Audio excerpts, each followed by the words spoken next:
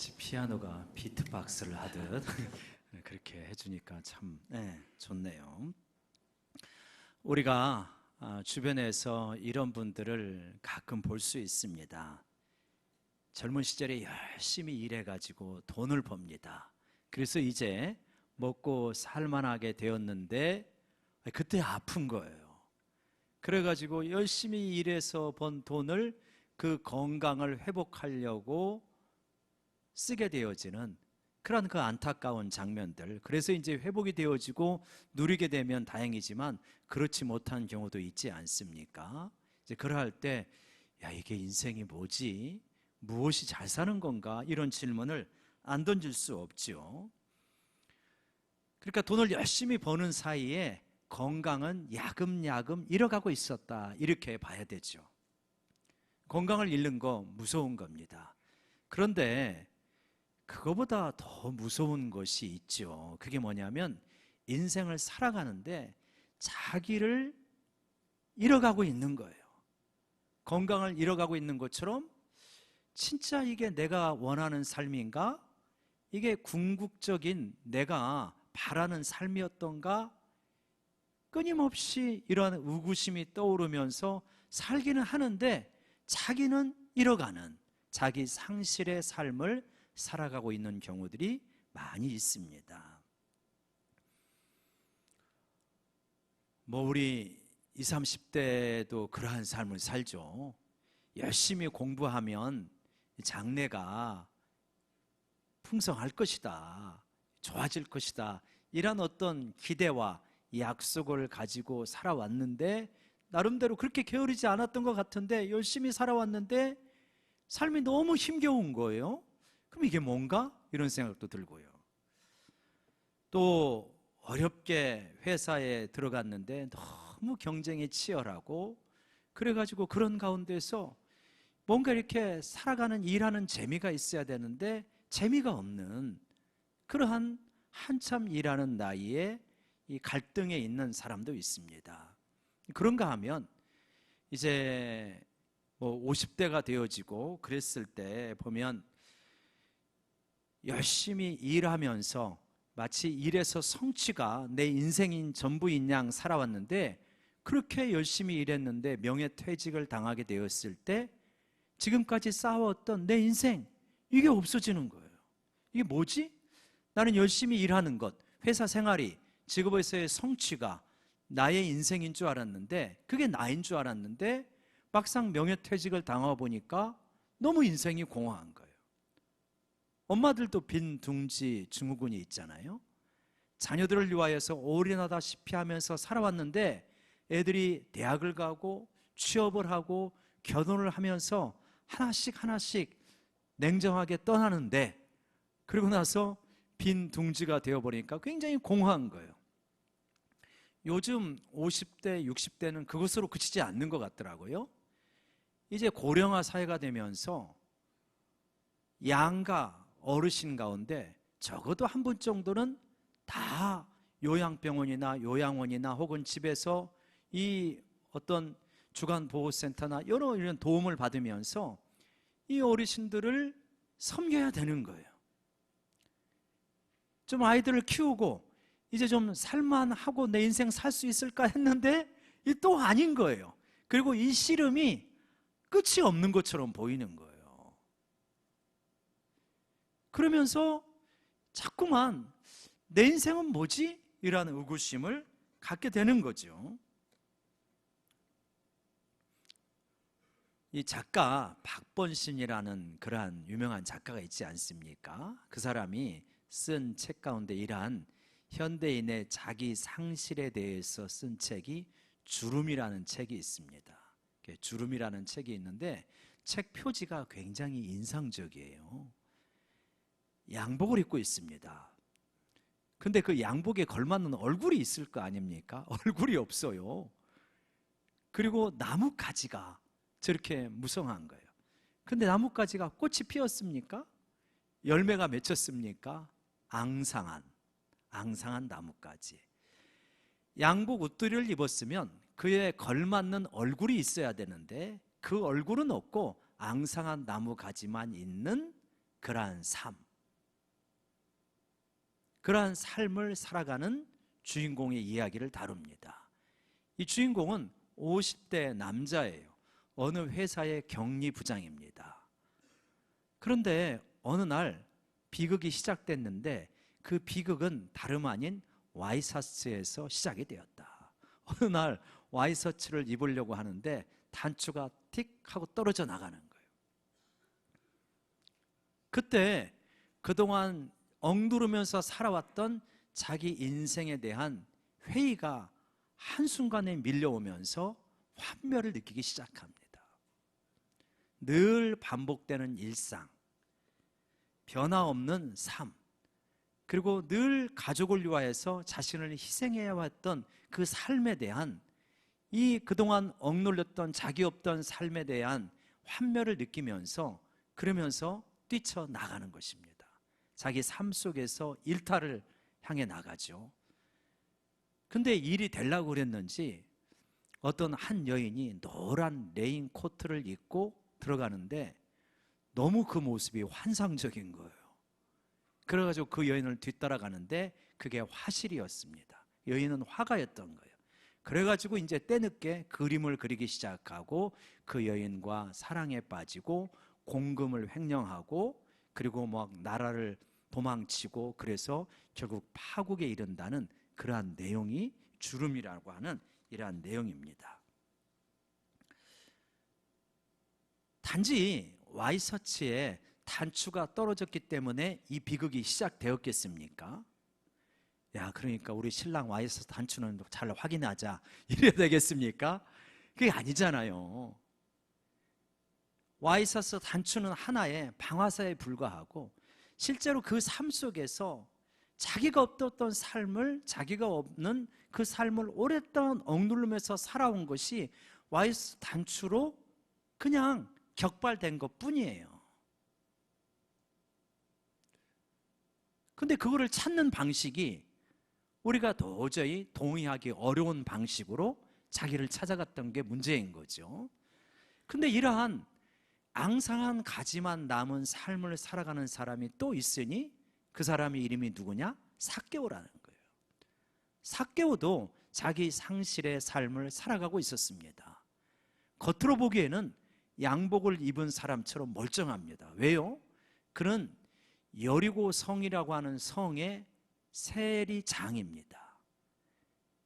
여리고라고 하는 도시는 어떤 도시냐면 요단강 동편에서 예루살렘을 향해 갈 때 거쳐야 되는 도시가 여리고잖아요. 그리고 여리고는 헤롯 왕의 겨울 궁전이 있었던 곳입니다. 그러니까 휴양지예요. 예루살렘에 있는 귀족들이나 잘 사는 사람들이 휴양을 하려고 여리고에 와서 지내게 되어집니다. 상당히 부유한 도시입니다. 그 부유한 도시의 입구에, 예루살렘 입구의 도시에 이 세리장을 맡고 있어요. 그러니까 우리로 비유하면 서울 입구에 있는 과천 같은 도시의 세무소장, 이 정도 되는 겁니다. 그 정도면 물질적인 면에서는 크게 성공한 사람이죠. 부자라고 되어 있지 않습니까? 그런데 그에게는 만족할 수 없는 삶이 있는 거예요. 왜 그러냐? 여러분 대부분 아십니다만 이 당시 로마의 세리라고 하는 게 돈은 잘 버는 직업이지만 사람들로부터 비난을 많이 받는 직업 아닙니까? 로마 당국이 교묘해가지고 자기들이 지배하는 나라의 세금을 걷어들이는데 자기들이 직접 걷지 않습니다. 유대 민족한테 시키는 거죠. 자, 네가 이 과천에서 평택에서 세금을 걷어. 근데 평택에서 세금을 걷어가지고 1년에 100만 원만 가져오면 돼. 예를 들어서 그렇게 한다고 합시다. 그러면 이 세리들은 악착같이 더 거두죠. 그래서 100만 원에서 내가 수입을 할 때 한 10만 원 더 해가지고 110만 원만 걷자 이런 게 아니고, 야 150만 원 걷자. 나는 그냥 로마 당국에 100만 원만 주면 되는 거예요. 나머지 양이 자기가 이제 공식적으로 합법화되게 수입을 얻을 수 있는 요소인 거예요. 그러니 어떻겠습니까? 아주 악착같이 세금을 거두는 거죠. 독한 사람들은 엄청나게 거두는 거죠. 로마 당국의 세금 빼앗겨요. 거기다가 또 그 세금 이 세리들이 자기 돈을 많이 챙겨. 그러니까 아주 그냥 이게 진짜 국민 밉상도 이런 밉상이 없는 거예요. 요즘 뭐 친일파 하면은 아주 그냥 이게 뭐 어디 가가지고 얼마나 많이 비난을 받겠습니까? 이 사람들은 친노파예요. 친노마파들. 그래가지고 아주 미움의 대상이 됩니다. 자, 이러니까 이 양면이 있는 거죠. 물질적으로는 성공하여서 부자가 되었는데 다른 한면으로 사람이 물질만 풍성하면 살아갈 수 있습니까? 다른 한면으로 사람들의 비웃음, 조롱, 수군거림이 늘 익숙한 사람이에요. 늘 익숙해가지고 안 들어도 들리는 것 같아요. 그리고 자기를 바라보는 사람들의 시선이 경멸에 찬 벌레를 보는 것 같은 표정인 거예요. 못 견딥니다. 세리들끼리 있을 때는 괜찮은데 일반인들하고 어울리려면 너무 힘든 거예요. 얼마나 여러분 힘들겠습니까, 이 삶이. 그래서 이 당시 이 세리가 어느 정도의 취급을 받았나, 성경에서는 이들에 대해서 이렇게 말하고 있지 않습니까? 어떻게 말하냐면 죄인, 세리, 창녀, 똑같지는 않지만 비슷한 부류, 거의 같은 부류, 이게 그냥 한 묶음으로 이렇게 취급을 받고 있는 거예요. 이런 삶을 살아가고 있는 그러한 이 삭개오입니다. 그러니까 이 삭개오의 내면 속에도 그 항상한 가지가 있고 황량한 바람이 부는 거죠. 근데 이에게 어떤 훈풍이 불어옵니다. 그게 뭐냐면 예수님에 대한 소문이에요. 그러니까 예수님은 야, 세리, 죄인, 창녀의 친구가 되신데 많은 사람들은 우리를 벌레 보듯이 바라보지만 그분은 따뜻한 눈으로 우리를 바라보신대. 이 소문이 들려오니까 거기에 귀가 번쩍 뜨이지 않겠습니까? 그 예수님이 여리고로 지나가신다, 이걸 들은 거예요. 그 예수님을 만나고 싶은 거예요. 그래가지고 달려나갑니다. 근데 불행히도 키가 작았어요. 사람들은 많고 키가 작았습니다. 그러니까 적어도 뭐 수백 명은 됐겠죠. 수십 명이면 이렇게 해집고 들어가서 충분히 볼 수 있으니까 적어도 수백 명은 이렇게 예수님을 우르르 이렇게 에워싸고 막 이렇게 다니고 있는데 꼭 보고 싶은데, 한마디라도 건너고 싶은데 너무 사람이 많으니까 돌 무화과 나무로 올라가는 것입니다. 근데 이게 이 세리장 정도 되면, 과천의 세무소장 정도 되면 나이가 어느 정도 될까요? 빨라도 40대일 거 아닙니까? 보통은 한 50대 정도라고 보는 게 일반적일 거예요. 50대 세리장이 예수님 보겠다고 무화과 나무 위에 올라가 가지고 바라볼 때 이게 체면이 서는 일입니까? 참 이게 폼이 안 나는 일이죠, 그죠? 늘 이 비난에 익숙한 사람이라 또 무슨 이야기를 할지 몰라요. 하여간 참 극성맞아, 하여간 유별나, 이런 소리를 충분히 들을 수 있잖아요. 근데 그냥 올라가는 거예요.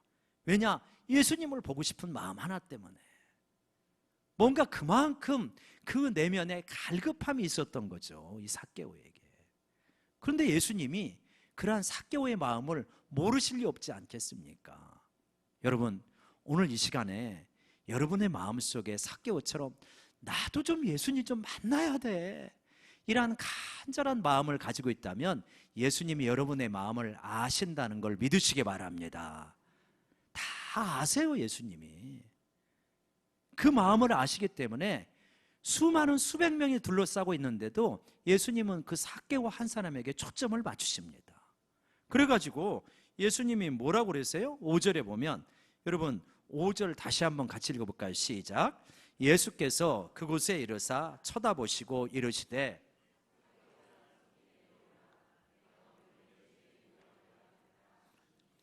예수님을 만나기를 너무나 간절하게 갈망하고 있는 삭개오를 아시기 때문에 삭개오에게 초점을 맞추고 말하십니다. 삭개오야, 내려오라, 이게 아니에요. 예수님이 급하게 서두르실 때는 이유가 있어요, 그렇죠? 그런데 예수님이 뭐라고 합니까? 삭개오야, 속히 내려오라. 속히 내려오라. 나무가 어느 정도 높이인지 모르는데 예루살렘에 가면, 여리고에 가면 이 나무를 좀 보여줍니다. 근데 나무가 상당히, 지금 그때부터 2000년이 지났으니까 엄청나게 컸죠. 그때는 어느 정도 높이였는지 모르는데 50대 남자가 나무에 올라갔다가 잘못 내려오면 낙상하면 크게 다칩니다. 그렇지 않겠어요? 근데 예수님께서 삭개오야 속히 내려오라 이렇게 말씀하시는. 그러니까 또 삭개오가 그 말을 듣고 6절에 보면 어떻게 내려옵니까? 급히 내려와요. 우리는 속히 급히로 되어 있지만 원어는 똑같아요. 스페도 이런 단어예요. 그러니까 여기서 스피드라고 하는 단어가 나왔는지도 모르겠어요. 빨리 내려오라 했더니 정말 이렇게 잡고 주죽주죽 이렇게 내려왔겠죠. 너무 기쁘고 감사해가지고. 예수님께서 속히 내려오라고 하는 이유는 무엇입니까? 너의 갈망을 안다. 그래서 내가 오늘 너의 집에 머물러야 되겠다라고 이렇게 말씀하십니다. 내가 오늘 너의 집에 머물러야 되겠다. 이 집은 어떤 집입니까? 세리들은 자유롭게 왔다 갔다 하는 집이지만 일반 사람들은 남부끄럽고 사람들의 비난이 두려워서 안 가는 집이 이 집입니다. 예수님은 남다르세요. 확실히 우리하고 좀 달라요.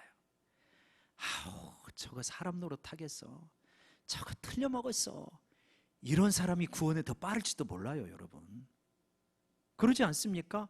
여기 수백 명이 있잖아요. 여리고에 수백 명이 예수님을 환영하고 예수님을 들으려고 하는데 구원은 누구에게 임했냐면 이 삭개오에게 임했다니까요.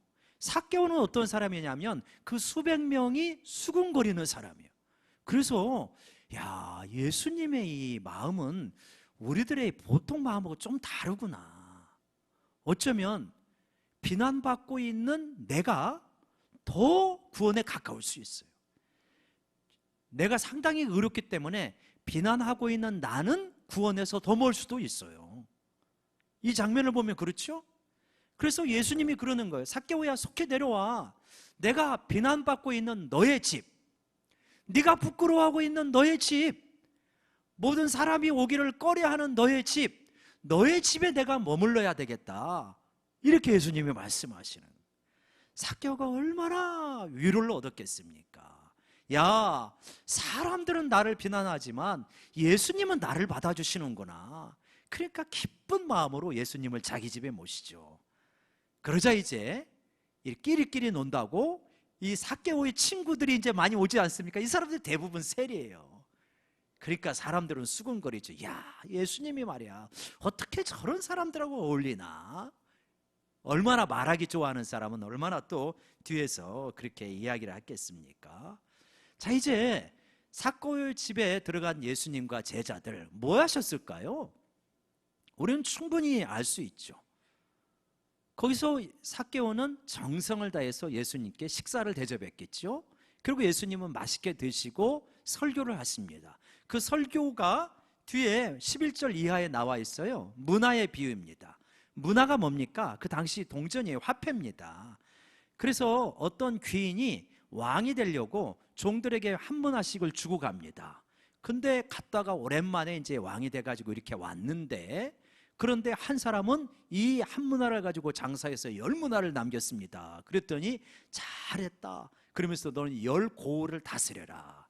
다른 사람이 와가지고 5문화를 남겼습니다. 잘했다, 너도 5고을을 다스려라.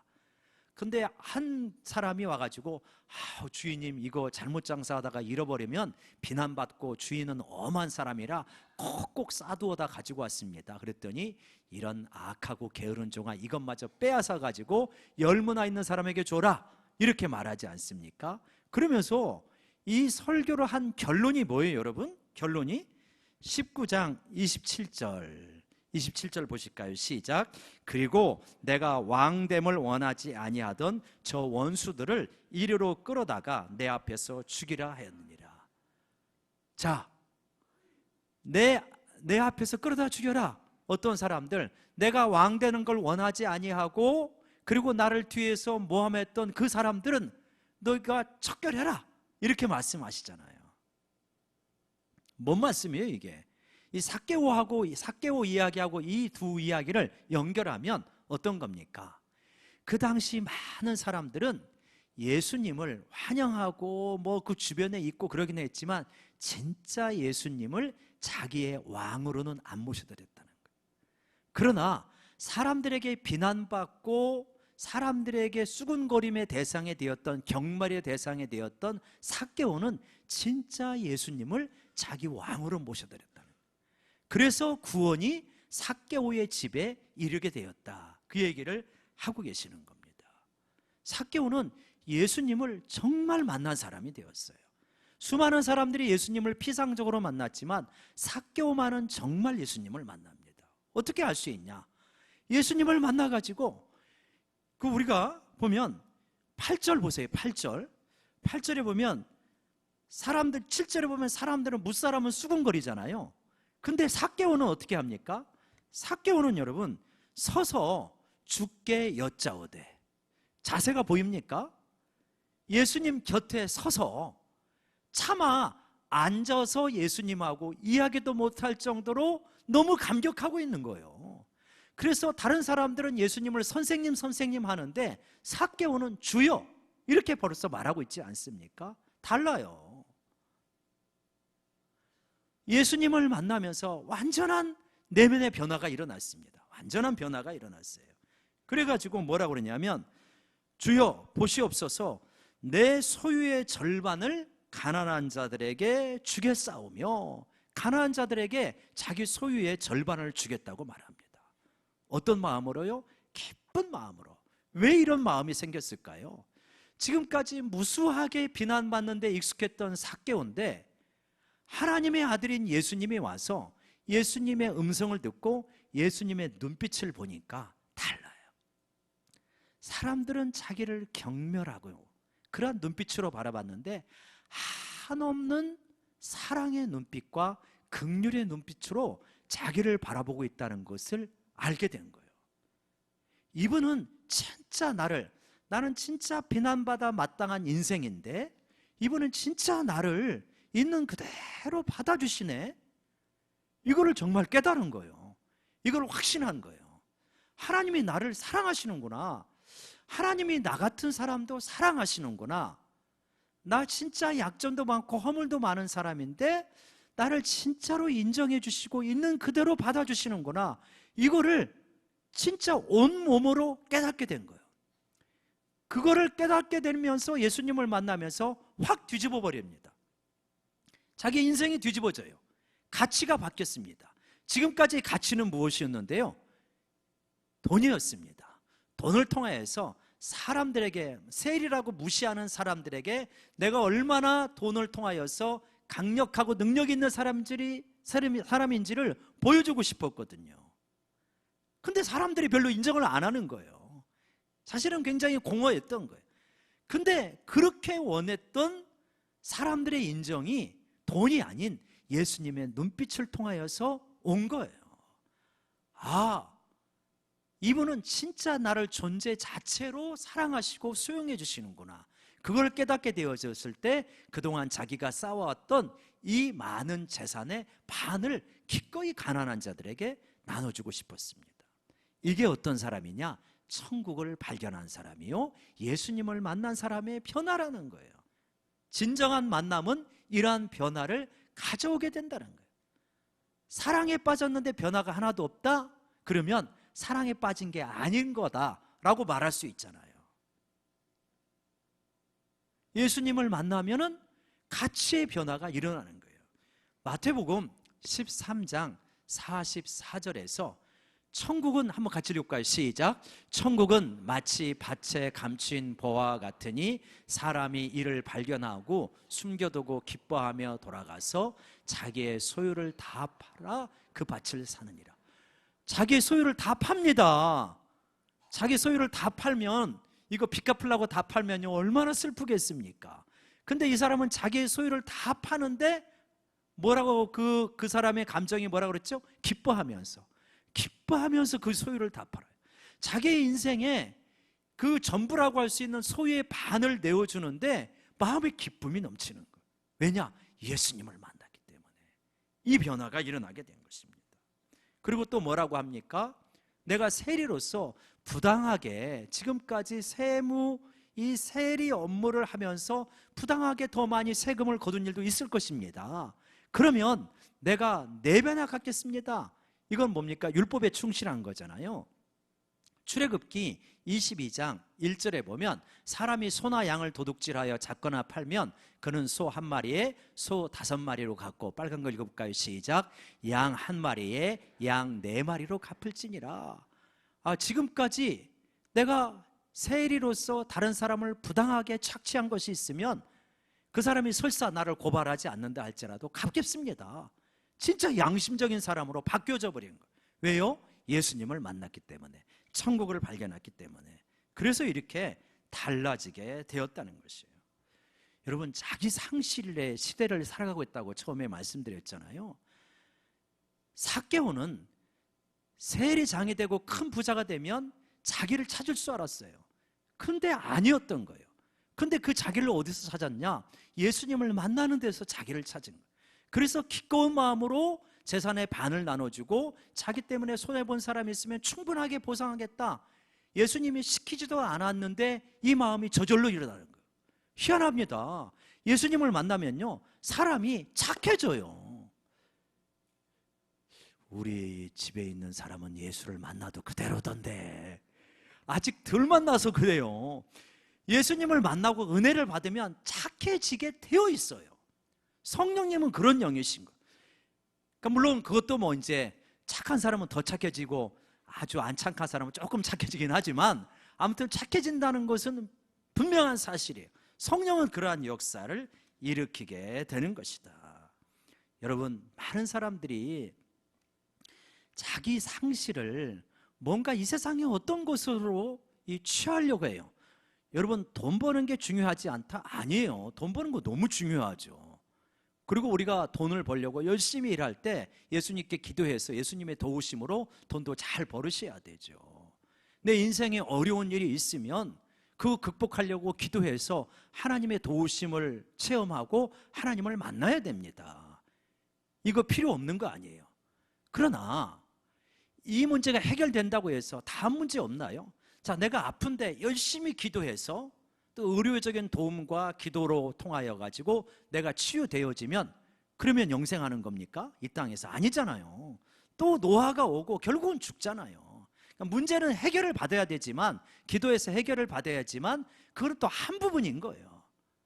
이걸로만 예수님의 사랑을 측정하시면 안 돼요. 이 부분이 분명히 우리에게 필요합니다.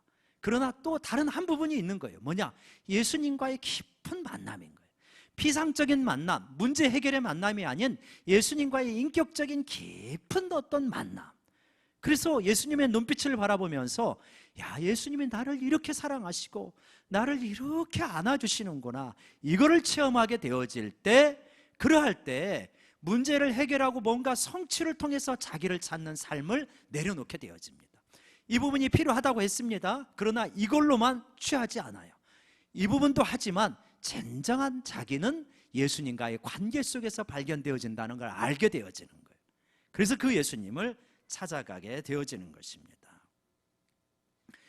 이소벨 쿤이라고 하는 분의 이야기를 제가 칼럼에 지난주에 이번 주에 그 선교사님의 이야기를 실었는데, 이분이 젊은 시절에 굉장히 방황을 했어요. 좋은 기독교 집안에서 자랐지만 이렇게 이제 뛰어난 지성을 가진 교수를 만나가지고 아직도 이러한 기독교를 믿는 사람이 있냐, 하나님의 살아계시다고 믿는 사람이 있냐, 이런 공격을 받으면서 신앙이 무너집니다. 그래갖고 방황을 많이 해요. 이제 그러다가 이 주변의 사람들의 전도와 또 정직한 추구를 통해서 결국 하나님을 만나게 되어집니다. 하나님을 만나고 그러면서 이제 선교를 가기 직전에 이제 중국의 리수족에 가서 선교를 하려고 하는데, 가기 직전에 이 젊은 그리스도인 여성들의 단체에서 성경을 가르치는 일을 하게 되어집니다. 한 2년 정도를 가르치게 되어지는데, 그때가 이제 1920년대 이렇게 되니까 오순절 운동이 미국에서 막 시작됐던 때예요. 그래가지고 오순절 계통의 사람들은 그 당시만 해도 어떤 생각을 가졌냐면, 방언을 해야 성령 충만한다, 이런 생각을 강하게 가지고 있었어요. 그래가지고 성경을 가르치는 이소벨 쿤에게 방언하는 사람들이 와가지고 당신도 방언을 해야 된다, 그래야 성령 충만하다, 막 이야기를 하는 거예요. 그러니까 이소벨 쿤이 그 얘기를 듣다가 그러면 어느 날 두 사람을 불렀어요. 그래가지고 그러면 야, 방언을 하고 성령 충만하면 어떤 상황인지 한번 말해봐라. 그래서 이야기를 그 두 사람이 열심히 합니다. 열심히 하는데 이야기를 듣다 보니까 자기가 늘 추구했던 하나님의 임재의 충만함하고 아무런 차이가 없는 거예요. 그거를 깨달으면서 아, 그러면 지금 당신들이 말하는 성령 충만과 내가 느끼고 있는 하나님의 임재의 충만은 결국은 같은 거네. 나는 방언은 하지는 않지만, 못하지만 굳이 그걸 찾아가지 아니하고 지금 하는 것처럼 성경을 열심히 가르치고 읽고 묵상하고 순종하면서 나 하나님 따라가겠다, 그런 장면이 나와요. 자, 그때 말했던 이소벨 쿤이 말했던 그 마음의 상태와 방언하에서 성령 충만했던 그 마음의 상태와 은혜 충만한 여러분의 마음 상태가 비슷하다는 것을 우리가 알 수 있습니다. 비슷해요. 희한해요. 우리가 기독교 서적을 읽으면서 감동을 받는 것은 그거예요. 내가 하나님께 은혜를 충만하게 받아서 내 마음속에 있었던 이 마음을 나는 잘 묘사를 못하는데 어떻게 이 사람은 이렇게 정확하게 내 마음을 묘사하지? 이걸 느끼게 되는 거예요. 그 마음이 무엇입니까? 기쁨 충만이에요. 그 마음이 무엇입니까? 평강이 충만한 거예요. 그 마음이 무엇이냐면 사랑이 흘러가는 거예요. 그 마음이 무엇이냐면 내게 주어진 일상을 기쁜 마음으로 감당하는 거예요. 주님의 말씀이 좋고 기도의 시간이 좋고 예배의 시간이 좋고 찬양의 시간이 기다려지는 이 마음인 거예요. 이게 하나님의 임재의 충만이요, 성령의 충만이요, 그리고 주님을 만난 자의 존재의 충만인 걸 믿으시기 바랍니다. 바로 이것을 삭개오가 느끼게 되었던 것입니다. 그래서 그 마음에 너무나 충만함이 있기 때문에 이러한 변화가 일어나게 되는 것입니다. 여러분, 저는 이제 이 처음에 두 가지를, 처음에 어떤 그 주름이라고 하는 박본신 씨의 이야기를 하지 않았습니까?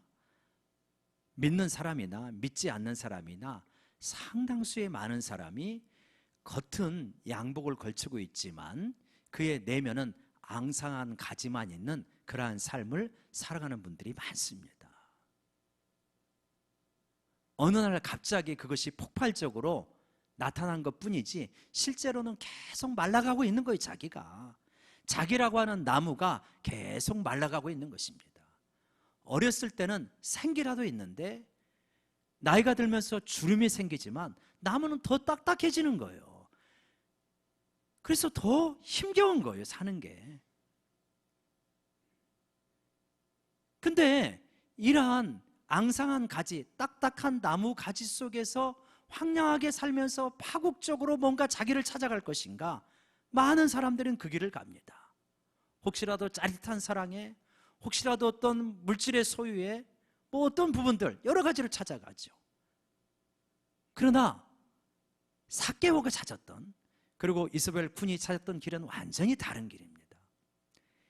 예수님을 깊이 만나는 길이에요. 그리고 예수님을 만나는 그 길 속에서 예수님의 우리를 안아주심 속에서 놀라운 존재의 의미를 발견하게 되어져요. 내 내면이 마른 가지가 아니고 내 내면에 꽃이 피는 거예요. 열매가 맺히는 거예요. 내면이 진짜 풍성해지는 것입니다.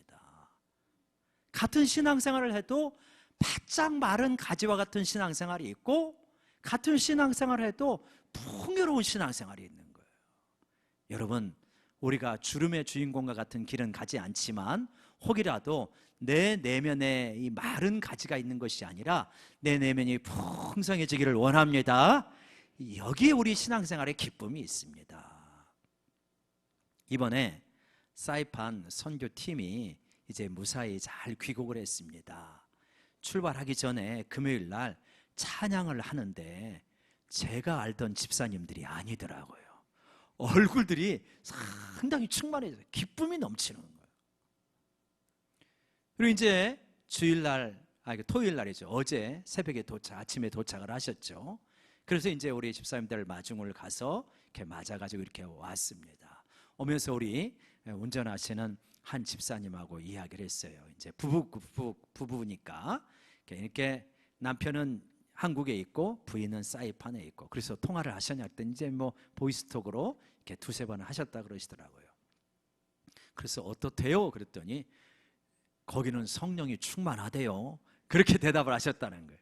거기는 성령이 충만하대요. 말이 아주 인상적이더라고요. 왜 거기는 성령이 충만할까요? 특별히 그분들이 뭐 이렇게 이 사이판은 그 더운 지역이니까 성령도 더우셔가지고 충만하게 임하실까요? 그러시진 아니겠죠. 우리는 그 비밀을, 공개된 비밀을 잘 압니다. 그건 뭐냐? 이분들이 여느 선교팀님도 마찬가지지만 이 선교를 위하여서 3, 4개월 동안 일주일에 2번씩 모였습니다. 모일 때마다 3, 4시간씩 모이는 거예요. 그래서 찬송하고 기도하고 준비하고 회의하고 또 기도하고 마무리하고, 이거를 3, 4개월 동안 쭉 한 거예요. 그렇게 하면 성령 충만을 안 하기가 오히려 더 어렵습니다.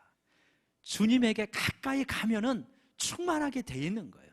주님을 중심으로 살아가면 충만하게 돼 있는 거예요. 삭개오가 주님 곁에 가니까 바뀐 거예요. 자기 의지로 바뀐 게 아니라. 여러분, 우리도 예수님께서 말씀하시는 거예요. 삭개오야, 내려오라. 내가 내 집에 머물러야 되겠다. 우리에게 동일하게 예수님 오늘 말씀하십니다. 얘야, 내려와라. 내가 너희 집에 머물러야 되겠다. 그래서 예수님을 내 집에 모셔가지고 주님을 가까이 바라보면서 주님과 깊이 있는 동행을 하시면 충만하게 되어집니다. 자아를 상실하는 삶이 아니라 자아가 충만해지는 삶을 살아요. 똑같은 일을 하더라도 달라집니다. 그 주님과 동행하면서 문제가 해결되어질 뿐만 아니라 동일한 일을 하더라도 주님의 마음으로 할 수 있는 놀라운 변화가 일어나게 되는 것입니다. 우리 사랑하는 여러분, 이러한 삭개오와 같은 변화가 우리의 삶 속에 있기를 간절히 원합니다. 삭개오야, 속히 내려오라. 내가 오늘은 너희 집에 머물러야 되겠다. 우리 마음을 열고 예수님을 우리 마음의 집에 모셔드리는 우리 모두가 되기를 원합니다. 한번 기도하겠습니다.